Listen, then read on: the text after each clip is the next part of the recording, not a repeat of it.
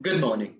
It is with great pleasure that I welcome you to the 25th session of the Cathedral Model United Nations and the second virtual edition of the conference. Following yet another year of remaining confined to our homes, online fatigue continues to bear down upon us. However, for most of us, that is where our problems end.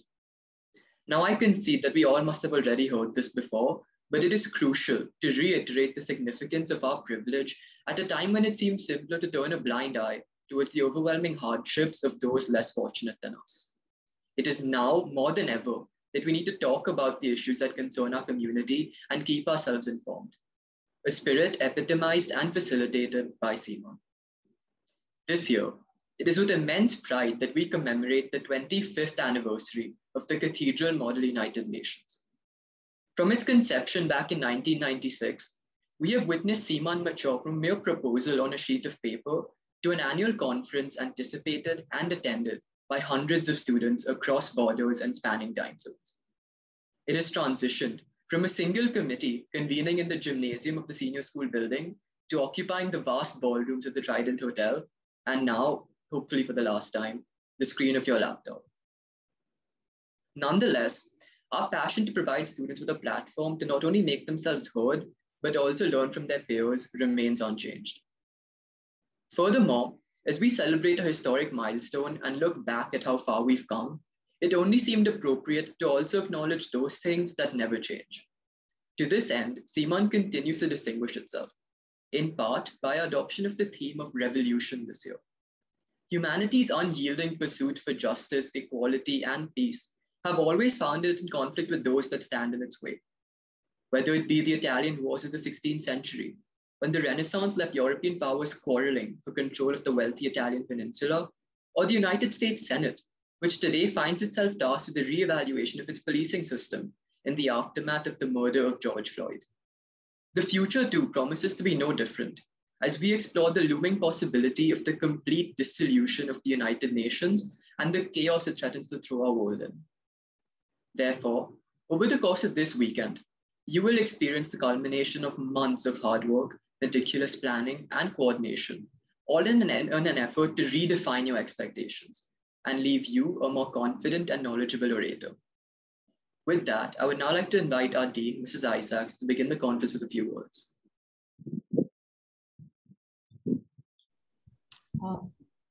Good morning, and welcome to all our guests and delegates to Seeman 2021.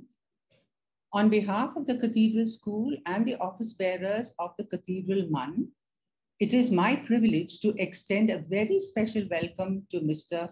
Ravindra Kadam, one of the longest serving Advocates General of Maharashtra. Our Deputy Secretary General, Namay Modi, has the honor of giving a more detailed introduction which will offer a glimpse into Mr. Kadam's illustrious career. 25 years ago, the idea of the Cathedral MUN germinated from a visit to Harvard MUN, that holy grail of all MUNs. December 1996 saw the birth of the Cathedral MUN, buoyed by the sheer enthusiasm and exuberance of a small contingent of our Standard 12 students. Over the years, it has expanded to cater to roughly 450 delegates from schools across India, as well as one each this year from Nepal, and since this is a virtual platform, from Brazil. So I would like to welcome both of them to the MUN. Let me first of all just go back in time to a snippet that I would like to share with you. For 3 years, we hosted a group of Pakistani delegates from Aitchison College, and we were fortunate enough to send a delegate from Cathedral for as many years. Unfortunately, various government restrictions put paid to that rich exchange. In passing, I would like to mention that the young men from Pakistan were an absolute pleasure to meet and deal with. They were wonderfully affable and courteous.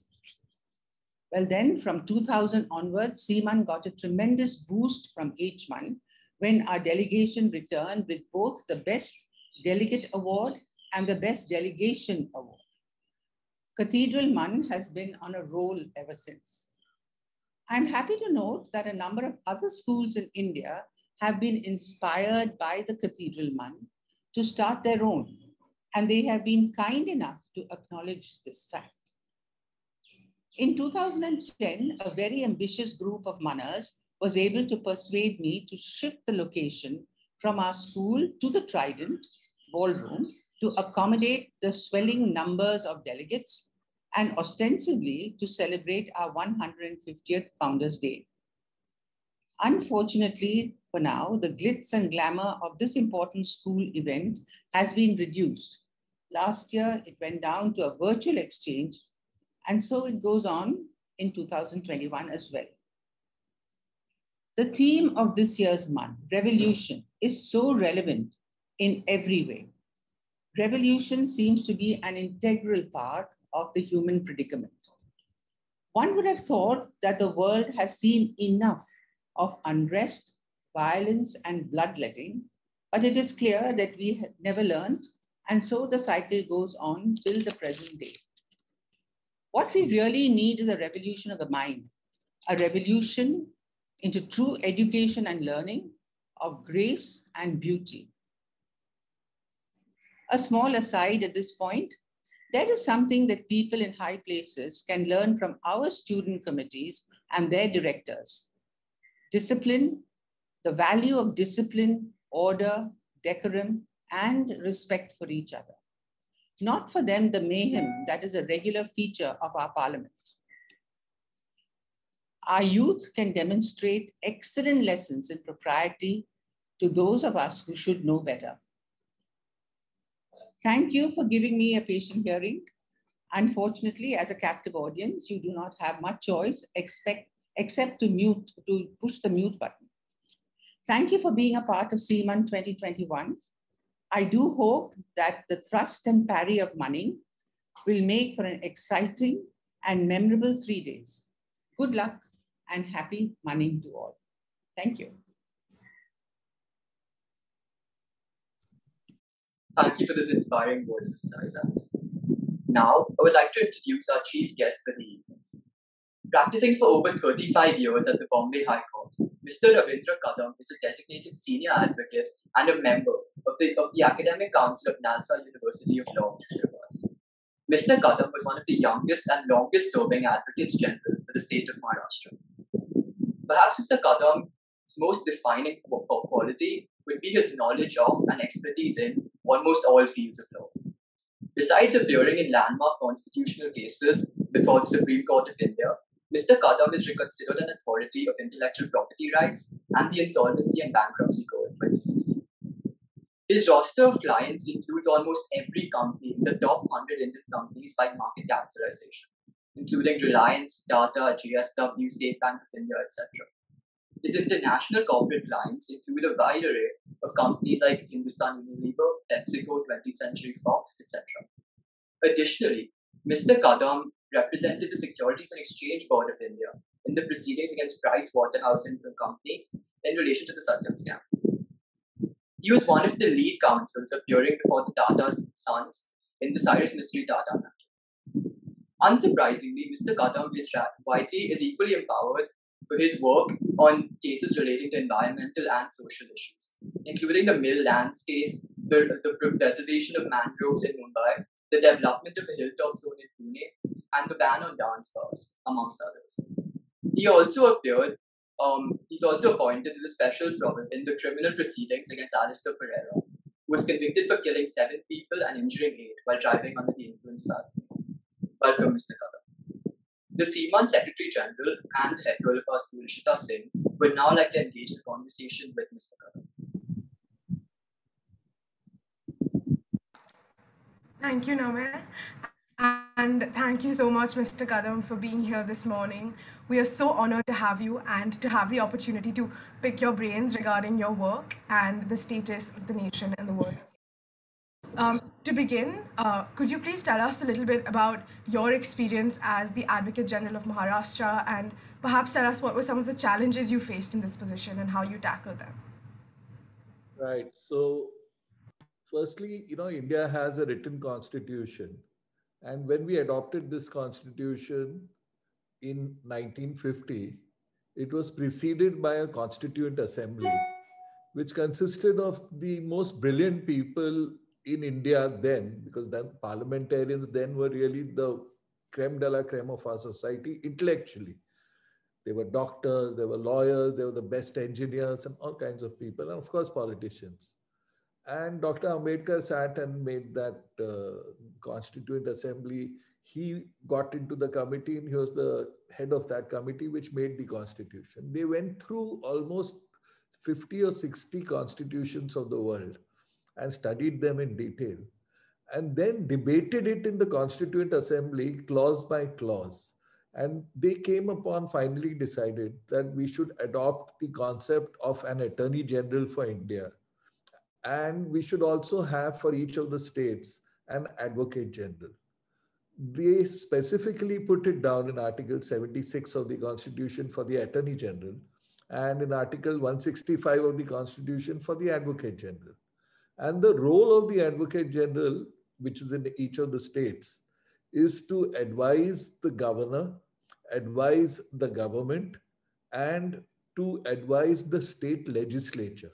So it's a very wide range of functions. And the AG, what you call Advocate General, Attorney General, in short, everyone calls them AG. So the AG is appointed by the government, but he holds office for no term. It is absolutely at the pleasure of the governor, and the governor means the government, the elected government of the day. The role is not only an advisory role, but it's also you are the number one lawyer of the government in the courts. So you lead the entire legal team of the state, and you may not know, but in states like Maharashtra, which are big states, you have almost 900 to 1,000 government lawyers. The experience as AG is a enriching one for any lawyer, because to begin with, it's an honor to become the Advocate General because you become the first lawyer of the state. By law, under the Advocates Act, there is a concept of a right of pre-audience. So even if you're, whatever you do, the moment you step into a courtroom, the judge will call you and say, what is your case? And I want to take it up, irrespective of what's going on there. And the same holds for the Attorney General in the Supreme Court. So it's a right of pre-audience. The experience is various. And given our background, I'm an urban person, I'm from Bombay, and I never knew that, this was such a huge state with so many different problems. And we live in a very, very small microcosm where we kind of think corporate world, Bombay city, foreign travel, all these things, my whole life was all around that. The moment you become Advocate General, you realize that this is a huge state with lots of problems, lots of great people in small places with whom you get the opportunity to work. So it's probably one of the most enriching experiences I ever had. Coming to a second question, what are the challenges you face as an Advocate General? Now, there are many challenges. But let me tell you, with the mindset you go into this job, because you're free to do your other work also. I mean, it's not a government job in the sense that, you only work for the government. You can continue with your corporate work, etc. But you don't get any time to do that. So technically, you may say that I'm free, but you're not free. The government's work is so much. And I was quite young. I think I was 47 when I became Advocate General, or 46. So the expectations from a younger person are much higher in terms of work output. And I had to really, and I don't know if you know, Bombay High Court, the state of Maharashtra, has 3 benches in Maharashtra. So it's in Bombay, in Nagpur, and in Aurangabad. So our High Court is in 3 places. So even to appear in court, you have to keep going to Aurangabad because there are always important cases where the court says we would like to hear the Advocate General on the validity of this law or the constitutionality of some provision. So that's one part of it. The second is your mindset changes from being in private practice to working for the government is a complete shift. Many of you will at some stage probably get an opportunity where you leave your private work and you devote 2 or 3 years of your life to government. And that happens in UK and in the USA a lot, where people step out from corporate world and go into the government for a few years. US, the Secretary of the Treasury is usually one of the leading bankers, etc. So it's like that. The shift is so much that you go from a kind of world where you are the master of everything to a world where you have to do all the work yourself. You don't know who is, because in government, when you're there are always pulls and pressures, people pulling in one direction, somebody subtly trying to undermine the government itself from within the government. It happens all the time.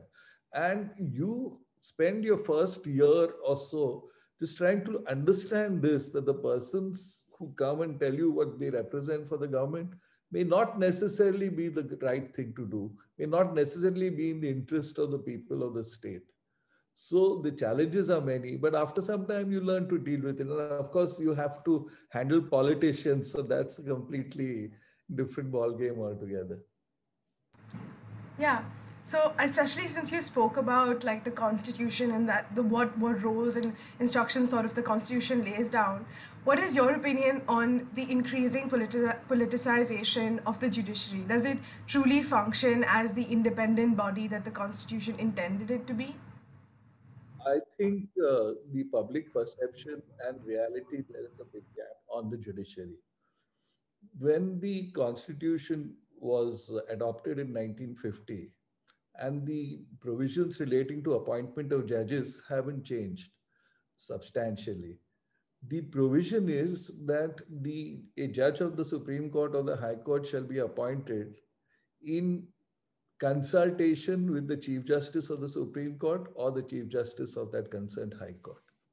So the appointment clearly lay with the government who was doing the appointment, and they were only required to consult. And we understand the dictionary meaning of the word consult. But it didn't stop there. So right from 1950 till 1993, there was a primacy of the executive, namely the government, whoever was the political dispensation at that time, that they would have the last word in picking judges. But that changed dramatically in 1993. And I don't know, many people, of course, you may not be aware. In 93, the Supreme Court in the second judge's case said that the word in consultation with the Chief Justice means really two things. Consultation is really concurrence. So he has to agree. If he doesn't agree, then you can't appoint the judge. So they completely rewrote the word consultation, the Supreme Court. And the second, they said that the concurrence will have to be not just of an individual who's the sitting Chief Justice of the state or of the Supreme Court, but of a collegium of 5 judges, or the 5 senior most judges. A majority of them must concur in the appointment. In 1997, the Supreme Court went one further. In another Constitution Bench judgment, they said not only should you have a collegium system and a concurrence, but if the government if you send a name to the government for passing the order and signing the warrant of appointment, and the government doesn't agree and sends it back, and the Supreme Court sends it back to the government the second time, the government is bound to appoint that person. So effectively, the appointment of judges is completely with the Supreme Court and the concerned High Court working together.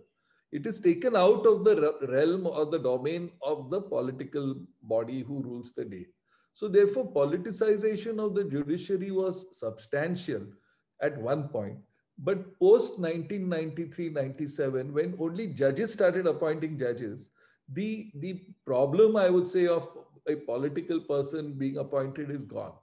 But that doesn't change, because human beings being human beings, we have all seen in the last 4 or 5 years what has been happening to the judiciary. And that really is a crisis of character of individuals. It's not a systemic issue. If you get the wrong person in the wrong seat and he has these kind of drawbacks, then you can't blame the system and say that the process is not good. This politicization has happened, but I would think presently, as the Supreme Court is constituted of 33 judges, it is substantially free of political, bias or favor. And one would hope that going forward, you'd get even better and better judges. Definitely. And I think my next question is very on a different tangent, but an also equally relevant one. We've heard about your efforts to preserve the mangroves in Mumbai, and this is something very dear to me. I can actually see them from my window, and I love going down to the mangroves. And when the flamingos come every year, I love going to see them. But what is your opinion on some of the controversial projects like the Coastal Road, which pose a threat to the biodiversity of the city? And how plausible do you think these sustainable development projects would be on such a large scale? Well, personally, I'm not in favor of this coastal road at all. And I don't know, probably you know that it was, it went through several iterations before we finally narrowed down on the coastal road, because at that time I was the AG. So we started with a kind of road which would just link to this Worli Bandra Sea Link, a road through a bridge through the sea. And then the estimates for cost were very high. So the concept came of having a narrow coastal road. And that, because it's along the coast, it was almost 1/6 the cost. Once that was agreed to, what they've gone and done is gone and done these massive reclamations, which have no connection with the width of the road. Even if you have 4+4, 8 lanes, the extent of reclamation which has been done is only reckless and will definitely endanger the city in years to come. We could have, the marine flooding, etc. And I don't think this is sustainable at all. And unfortunately, the way things have been going in the last few years it's just somebody will have to be in the Supreme Court like Justice Kuldeep Singh was in the 90s, who is a really truly green judge, because the executive and the legislatures are peopled by gentlemen and women who are looking at immediate things. And to look at something which will sustain for 100, 200, 300, 400 years is just not within their ken. Supreme Court judges, we have presently a few. I hope they take the right steps and stop this, because if this goes forward, and I don't know what's going to happen, the extent of reclamation one sees is mind-boggling. And when I was the AG, this was not the plan. And the way it's gone, and then they've been reclaimed almost a mile deep into the sea. And I think it's very dangerous. And I don't think it is sustainable. Yeah. No, so sustainability being one, and there are many other issues that not just in India, but we're seeing the world over, and we're facing these issues as a global race. The pandemic being another example, so is climate change. So, do you believe that the UN is fulfilling its role towards solving these issues? And if not, how do you believe that they can improve?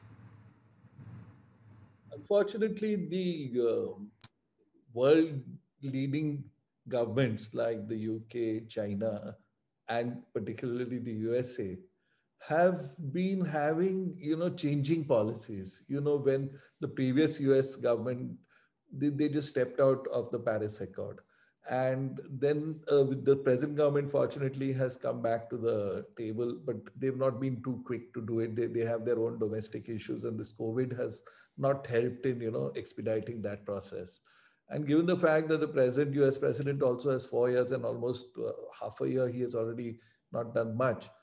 The expectation is that unless the leading countries of the world unite in this, the others don't have that kind of power, political power on a global stage to force through change. That's the difficulty. Now, countries like India, many African countries, probably they are the biggest losers due to, delays in all these bringing about climate change laws, and even, of course, the Antarctica and all that. But unless major countries do something, it's going to be difficult, because getting a consensus in the UN is now become very impossible because of the way it's structured. So, on that same note, about giving these developing countries more sort of political influence, do you believe that India should be a permanent member of the UNSC? That's a fond hope of every Indian. Yeah. India should be a permanent member of the UNSC. But my personal view is that India should really first push to reducing, I mean, getting the per capita income up, improving the level of our people, getting out the last 400 million out of the abject poverty that they are. I mean, that's one thing as Advocate General, if you see, I learned that there are still cases of malnutrition in Maharashtra, of malnutrition among children under the age of 10. And the pictures which we saw and the efforts which were made was really gut wrenching. One couldn't believe that this kind of situation prevailed. So personally, my view is that rather than focusing on getting a bigger role on the world stage, that will automatically come if we are able to take the country forward and reduce poverty in our country. And once we do that, we will automatically get a seat. Yeah, and you spoke about all of these children and how sort of horrible their situations are. And the students who are listening to this right now, over 400 students, I think just by virtue of being here, they're incredibly privileged. So is there a piece of advice that you'd like to leave them with? That's just my last question. Anything you'd like them to know? Advice would be that, because see, privilege is something, it's a lottery of birth. So you can't say anything about it. It's not something you'd selected. But now that you have it and you have the benefit of the best education available around, then you must use it for two purposes. Apart from for self-development, of course, the individual always comes first and your self-development is important.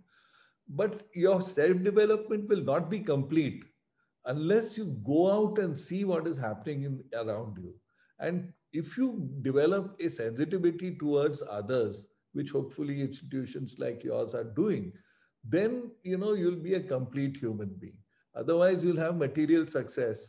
But at some stage, maybe when you reach an age like mine, when you're over 60, you should not have that regret that, I am not a complete person. And I've just accumulated money and wealth, but I haven't accumulated a wealth of empathy and feeling for other humans. That's my advice. Thank you so much, Mr. Kadam. I think that was extremely insightful. And I hope everyone watching has enjoyed and benefited from this conversation as much as I have. And will heed your advice not only during this conference when they're having these important political discussions, but even afterwards going forward in their day-to-day lives. So thank you so much for being here. Thank you. Thank you. Good morning, Mr. Kadam, Mrs. Isaacs, Dr. Parmar, Mrs. Roberts, faculty advisors, members of the Secretariat, and of course, my dear delegates.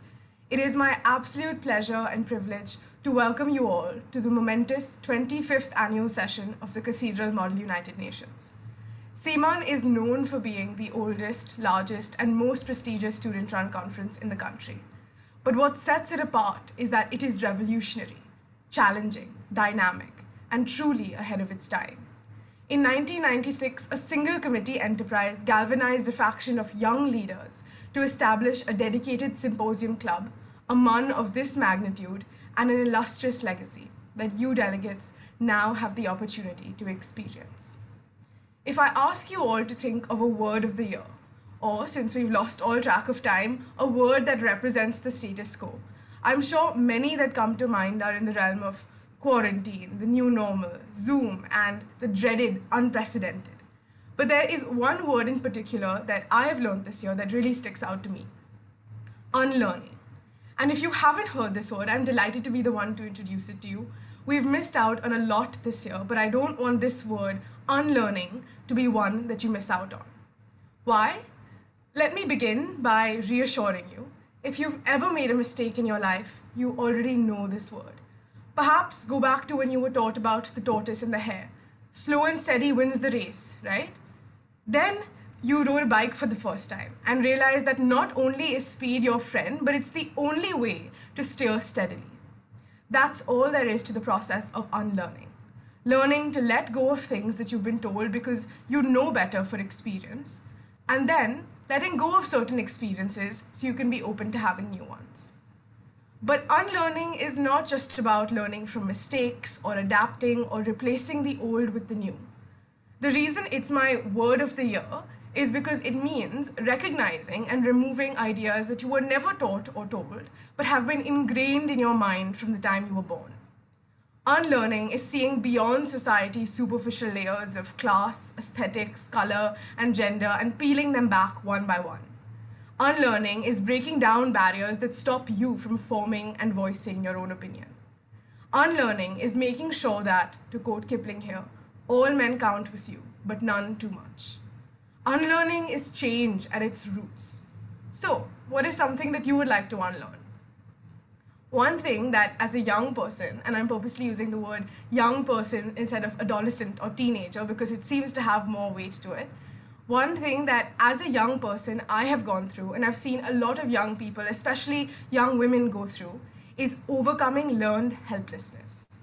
Learned helplessness occurs when you repeatedly find yourself in stressful situations that are out of your control, and you learn never to try to take control or change similar situations in the future, even when you can.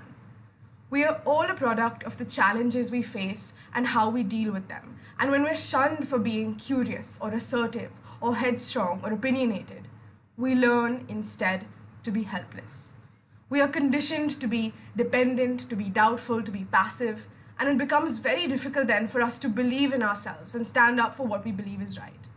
Now, I'm not saying by being curious, assertive, headstrong, or opinionated, you won't be met with backlash or failure. You most likely will. But it's all a part of the process. You just have to trust it. Delegates, I would like you all to use this opportunity over the next 3 days when you're all in positions of power and responsibility, when you're definitely not helpless, to begin this process. I see too many backseat loafers at Munns whose votes are just up for grabs. I see even more who are easily swayed and buy into others' policies and philosophies instead of being liable for their own. And I see those few who, in spite of doing everything right with integrity, would rather follow than lead. If any of you feel personally called out right now, I'm sorry. But that was my intention. In fact, if you catch yourself falling into these same old patterns, I want you to call yourself out, to push yourself to unlearn, relearn, and grow, so that you can be a part of something and hopefully lead something much bigger than yourself. So you can lead the movement towards change. Our world is in a constant state of revolution. Literally, the one that determines the seasons, climate, and time itself. And figuratively, the ordinarily inconspicuous protests that imbue every corner of every nation. One is interminable, and the other ceases only to give way to the nascency of the next sea change. These two perennial revolutions are inextricably yoked to the point where any revolution worth its salt takes time, an expedient political climate, and the season for a new beginning. It could be years, decades, even centuries in the making, but its time will come. Delegates, I am here to tell you that the revolution is now. It exists in every girl that defies her parents and goes to school, every farmer that riots for his rights, every pioneer that assumes the voice of a dying planet, every victim that tells their story, every refugee that seeks a safe haven, and every aspirant that decides to jump off the bandwagon and travel the road not taken.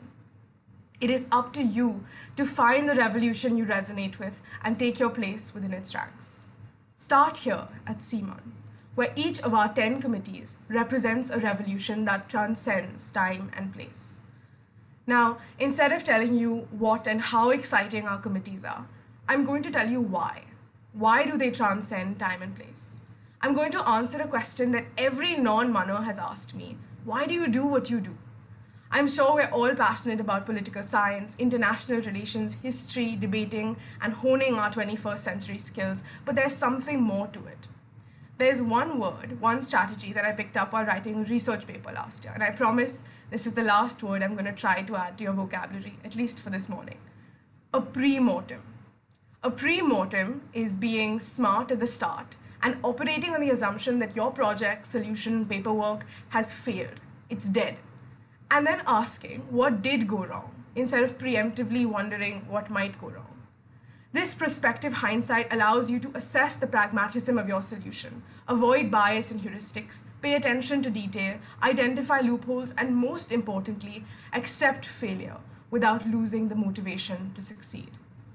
Working backwards can drastically improve logic, increase sensitivity towards consequences, shift perspectives and attitudes, build confidence, and reduce the fear and chances of failure. That is what we at CMUN are trying to do.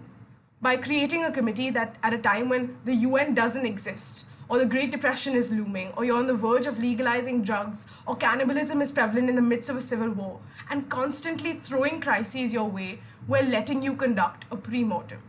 We're encouraging you to think critically and unlearn mistakes you haven't even made yet, but you, the leaders of the future, might make, or mistakes that were made in long fallen regimes that changed the course of time. If there's one piece of advice that I could leave you with, something that I'm sure you've heard 100 different times in 100 different ways, but something that to me embodies diplomacy, it's that it's never a competition or a collaboration. It's always a healthy balance of both. Your biggest weakness could be someone else's strength, and that doesn't make you better than them. It just makes you different. It means that you have a different attitude towards the same quality, perhaps a worse attitude. What you see as insecurity, someone else could think of as vulnerability. It is this heterogeneous, imaginative amalgamation of strengths, weaknesses, attitudes, ideas, and of course, hard work that makes success. So don't ever underestimate yourself or those around you. Needless to say, the quadricentennial session of CMUN will be one to remember, but I hope it is one that you remember, learn, and grow from. I hope you emerge from this conference a more open-minded, empathetic, and promising version of yourself. Lastly, I hope you've come prepared to join the revolution, because I, for one, am excited to witness it. With the power vested in me as the Secretary General, I declare the 25th session of the Cathedral Model United Nations open. Thank you.